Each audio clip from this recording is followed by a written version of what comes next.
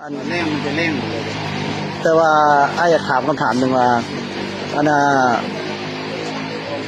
พวกน้องเคยเห็นเขาเจ้าลงไปในบ่อ เราลงไปตลอดทาง เขาเจ้าลึ่งเป็นบ่มันมีบ่อนให้เขาเจ้าหลบภัยบ่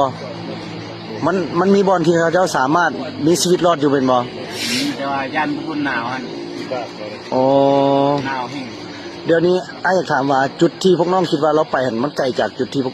พวกไอ้ไปพบน้องไกลบ่ไกลจากประมาณจากเมตร โอ้จะเปลี่ยนมาเลยนะ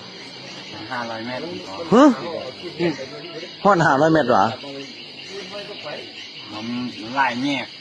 ทางแคบค่อยไป อืม บอยเขาขึ้นนั้นซิลีน้ำมีบอลสูงแล้ว ตรงนี้มีบอลลี่สูงบ่ หนาวบอลเท้าอยู่อันทว่าประเทศไทยสุดอยู่ในหนาวแล้วก็จะตาย